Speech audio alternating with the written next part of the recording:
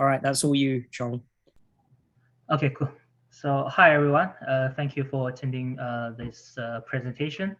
And I'm Chong Tang, and currently the third year PhD student of the Kevin and Simon.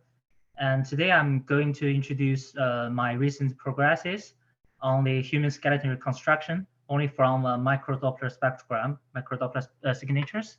So before that, I also add another one called FMNet, which I actually introduced before, but at that time I didn't finish.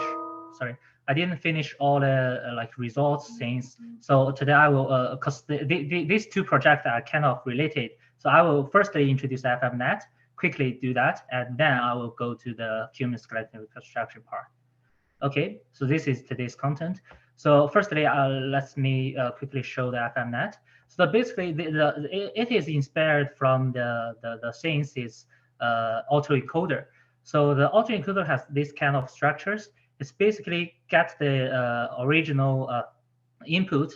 So in our case, will be the Micro-Doppler spectrogram, and it will have an encoder. So this encoder can take some latent features or the embedded features which we don't know, but maybe the neural network can understand that. So there is some details in this latent representation, and then this decoder will convert these details back to what we inputted in this whole neural network. So the very important thing is here the latent representation kind of from another perspective to explain or express this original input. So this is very important for FMNet. So the whole thing is in the encoder, if we put some noisy measurement data, it will have some latent features like this, which will be the motion information plus noise. And if we get some clean signatures in the encoder, it will only have motion features. Okay. So the question is how to map noisy features to clean features. So that's why I use the adversarial structure here. So adversarial structure is basically we can simply explain that by like in this way, like it maps two different distributions together, so to the same way. So basically, if we have distribution A, distribution B, they are different, but through the discriminator, this adversarial structure, it can gradually map the distribution B to the distribution A. So this is very fit to our purpose here. What we want to do is map this features distribution to a clean distribution.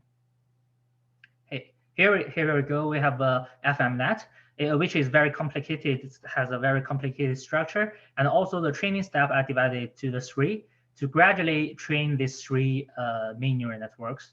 And the first one will be trained on the encoder, decoder. This is just to make sure the decoder has ability to interpolate, not interpolate, to reconstruct the some information according to the latent features. This is so we have reconstruction loss here, and the phase 2 will be used to map the latent features. So the supervision will be added here. So which means the real or in our case we use simulated data as a clean spectrograms.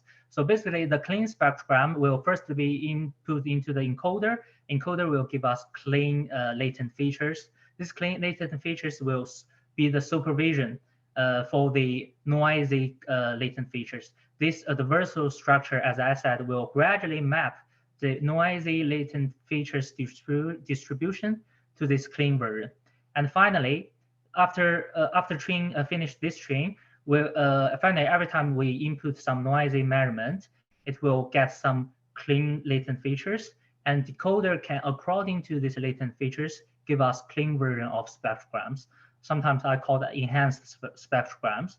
So the final one will just double check the content difference. So because we want to make sure this spectrogram is not randomly generated from the all kinds of input. So I will feed this back to the encoder and check whether the these latent features has the same information with the measured information and our corresponding simulation information. So I'll just quickly introduce this part. It's not very important. So yeah, so here we have some advantages using this kind of FM network. So firstly, I have some reparameterization tricks here. So make the latent feature more regularization. So that means even the new latent features is not here, the red one, new latent features is not close to any of them. It can also, according to this regularization, regularized latent space to interpolate some shapes like this. So this is good. And we also can show from the TSNE plots. So this is our network. We can see the different, this one is for the measurement. This is simulation. The circle is simulation latent features. We can see they are perfectly, can be perfectly divided, separated. And also they have very good latent features, latent space properties. So let's just jump this part. So the idea here is I want to do the things is before I do the human skeleton reconstruction, I must make sure my input data is very clean, but also has very enough sufficient information for me to reconstruct some velocity properties or the position properties. So that's why I have this FMNet. This is just the result. See, basically the FMNet has the best results. So yeah, and also I trained the data FMNet on the indoor environment, but I also tested it on the through the world scenarios. We can also see this row has the best results. This just a comparison, yeah. Okay, so with FMNet, we can do something like this. So normally we train classifier or neural network with just the measurement data, but this time we can train with the simulation data. Because the good things is we can generate a lot of simulation data as we want, but for the measurement data, it's quite time consuming to collect a lot of them. So this gives a way to train a better neural network. So that's why I introduced here. So yeah, this just to show the results that prove this this idea is good and works. Okay, so after that, this will be a very good start for the human skeleton reconstruction work. So currently simulation data, mocap data, which means the 3D joints position data, and also skeleton model, they have very direct relationship. But for the measurement data, they don't have a relationship with any of them. So currently with FMNet or the similar, there is some similar algorithms. Anyway, so with FMNet, we can build the bridge between the measurement data and the simulation data. We can find a strong relationship between them. So after that, we can use the very good signatures in the simulation data to train the networks, and then go back to the skeleton model. Okay, so let's go to this part, human skeleton reconstruction part. This is my current progresses, and I haven't done the paper on that, but I think the current result looks very good. I'm gonna show to you guys. So firstly, the overall structure is quite simple. We just input our Micro-Doppler signatures, clean the version, and into some algorithms, into some neural networks, and we hope we can get some skeleton animations to represent this motion or the pose changes. Okay, what we have here, so we have Micro-Doppler shift, which means which represents the velocities of each joint. Even it's very complicated to directly extract them from the Micro-Doppler spectrogram, but we can using the neural network to get them. And also we have very good spatial patterns. I mean the waveform, like for walking, you will see a perfect like sine wave like this, and this include some skeleton information or the skeleton the joints relationship between each other, so which is very good. And to train this network, we also need some supervision. Here we use the Kinect data because currently the COVID situation, we can't use more accurate, the big mocap system, but Kinect system actually give us very good ground truth for the velocities and also the joint positions. Okay, so the idea is we firstly has a network called joint velocity or angle estimation network. And we also have another network for the initial pose estimation. And we will have we will have a motion updating function, which can be very simple one, like new x equals to the old x plus v multiplied by a time interval. Can we do that? So we can use this module to update, so that we can get the animation of the skeleton. For the velocity extraction network, we're using the CN and plus the recurrent neural. CN represents the convolutional neural network, and the LSTM is one kind of the recurrent neural networks. So the difference is the convolutional neural network is very good to extract the spatial relationship for image or for our spectrogram as kind of image, right? So, but for the LSTM, it's all a recurrent neural network, so it's very good to extract the time-related data. For the activities or the motion, has very strong like time relationship. So I decided to use LSTM to do that. So basically, so for each frame of these spectrograms, I firstly feed them into the CNN. So we're gonna have lots of CNNs, and the CNNs will give us spatial embedded features at this point, and then I will treat them as the time-related like information and put them into the LSTM. So for each frames, we will get velocity vectors. These velocity vectors will contain the 17 key points. So basically, the 17 joints of our body. To represent their velocities change. So something like this. This will be our final output. Okay. After obtaining this velocity vector, we can update the pose state like this. So basically the PT1, the next state pose equals to the current pose plus this one, and we finally get this. But the problem is, where is P0? So it's because we only have the Micro-Doppler signatures. We don't have, especially, another case is we are using the Wi-Fi signal as a source signal to do this radar sensing things. So the Wi-Fi signal has a very limited bandwidth. So we don't have enough range resolution to decide which body part is at which position. So it's really hard to decide what's the initial pose. So here I designed another one, another neural network to decide that.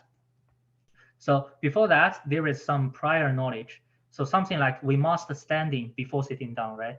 Or we must laying before standing up, something like that. But we can't hard code these things into the system. That make our system, maybe can't generalize to other situation. So that's why I used another neural network to do this. So, and if we give a set of velocities, for example, this is a correct velocities, but if we give the wrong initial pose, this will happen. So we will get something like this. So this is basically the stand-up velocity vectors, but we can see that the whole thing make no sense.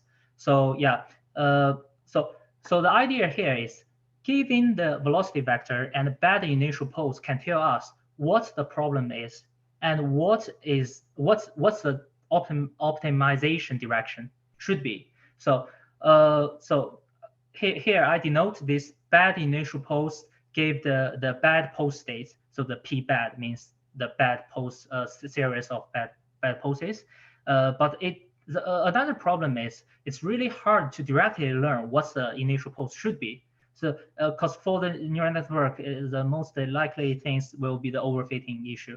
So I won't want to do that. So I create this initial pose optimization network, so which can gradually optimize the initial pose by avoiding the overfitting issues or something like that. So firstly, we randomly initialize the initial pose. And also think about if we have a long-term Micro-Doppler spectrograms, we can using the previous states as our initial pose for the next states, right? So for this step, it's kind of random. You can initialize everything here, and also after that we will combine the output from the velocity estimation night, and we will calculate the p-bed.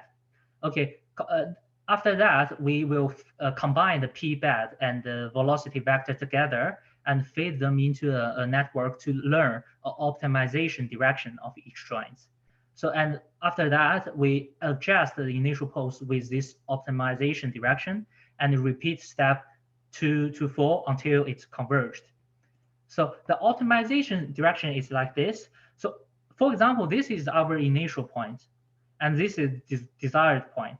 So if we directly map, like change, optimize this point directly to this point, it's like a overfitting issue, right? We will fix that.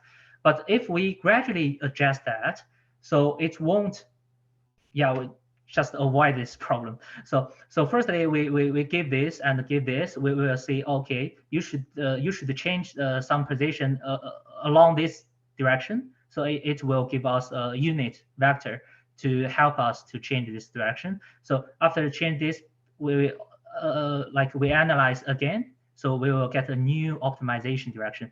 Gradually, it will get the desired position. So combine this optimization direction and previous velocity estimation net, we will get this. Only input the measured spectrogram. We firstly get V, and we get p-bed and V, and we initialize, we optimize the initial pose, and finally we get a correct p initial pose, and combined with V, we will get final correct pose. And to do this, we have a set of like experiments to collect lots of data. So it's basically based on the 5 GHz Wi-Fi signal, and we have 11 activities like heating, covering. So this is like walking backward, another direction, sitting down, standing up, something like that. And then we also have 6 participants, so which is me and my teammates and some, yeah. And we basically have these things, and we have a lot of sub experiments. So finally, we get 190 minutes PWR. So the PWR system is kind of just the radar system, passive Wi-Fi radar system, and we have Kinect to collect the mocap data over like we have 2,000 samples. And the very important things here, I only using my data as a training data, and it only has 44 minutes, which is around 30% of the whole data set. And I use the rest of them as the testing set. And we also, we also have this kind of system set up. Although we have 3 channels here, and I only use this channel because this experiment actually used for two like studies. So basically, I only use the middle one. This is a Kinect data, a sensor, and this is our Wi-Fi signal source, Wi-Fi AP, and this is reference channel. Okay, and yes, this is just the layout. We have this experimental thing. Okay, I'll just show the results. Okay, the first one will be the initial pose optimization for the seat. The blue one is the ground truth, and the yellow one is at the very beginning, it's just randomly initialized as a laying down. And according to our network, it gradually changed to its desired position. You can see that. We have some approaches, but at the end of, you can see the velocity start very slow. And here is the motion. Yeah, sit down. You can see, and I just show some of them, and we can keep going. So this is standing up. The same, we initialize its initial pose as stand up, but if you want to stand up, you must sit first, right? So you can see it gradually approach the desired initial pose, and finally we will get this. Basically stand up, okay. And this is quite challenging for the fall to work. And sorry. Okay, let me try this one. Yeah, this one. So the problem I want to try, if the initial pose is just the close to the ground truth one, what will happen? We can see it won't change too much. Yeah, it won't change too much. And after it's get that, it will. Yeah. There is still some crazy point here, but I'm thinking this result is acceptable, and work to fall, yeah, will be similar. So let's talk about some quantitative analysis about our system. So there are actually some studies have done this part. For example, this is this RF-based 3D skeletons. This paper done by MIT. But they use FMCW source. They have like a 1.8 gigahertz sweeping bandwidth, which is quite sufficient for the good range resolution. So they directly can get the position from our human body. And this paper called Towards 3D Human Pose, they're using Wi-Fi data, using the multi-channels CSI data. And here is the result they presented here. So for the average joint localization errors, so it's basically the if they only using 40% data to train the network, they will get 5.7 centimeters error. But for our case, we only use the 30% of our whole data set, and also just one person. So this is very important. So I want to show a very good generalization results. So I only use one person's data to train the network, and finally we can get 5.4 centimeters mean absolute error, which is better than this. Of course, not better than this. But as I said, they use all the people's data to train the neural network. I'm quite confident if I used all the people's data to train the network, I can better than this one. And also, they used multiple receiver systems. So at the current stage, I only use one channel. So which means we only have one channel from one aspect angle. And in the future, I'm going to try to set up multiple channels from different aspect angles to get a better result. So that will be very important. And also because we only have one channel, so there is some control factors in our experiments. So every activity is only every time we do these activities, we face towards this receiver. So a bit control factors, but I don't think it will affect our future's development.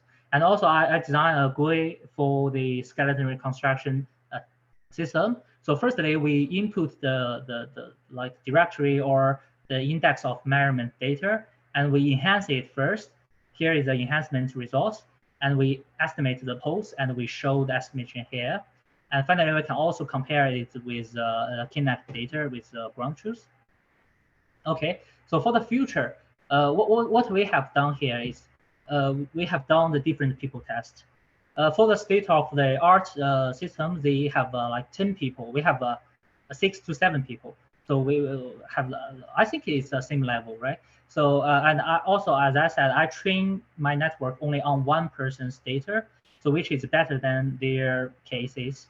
And also, I tried the different places. We tried the 3 different places, which is one is my room, another one is a living room, another living room, and not at my place. And another one is UCL's like a Shropshire house. They have a like broad meeting room. I do experiment there. I have already demonstrated a very good generalization performance. Even I only train my neural network on one places, and it can be generalized to other cases, which is very good. So the third one will be a very challenging one. So currently we know what activities will be used or will be detected. So we train this network with these activities. But what if there is some new activities coming in? Like the neural network, for example, the neural network only knows sit down and stand up. So what if currently we have some walking activities comes into this neural network? What happened? So currently this is quite challenging. I'm not yet done this, but we need some new training strategies. And I believe if we have multi-static like passive Wi-Fi radar layout, maybe there is some new strategies we can use to achieve this yeah, let's see. Yeah, it's future's plan. And yeah, thank you very much. And this is basically all of my presentation. Any questions?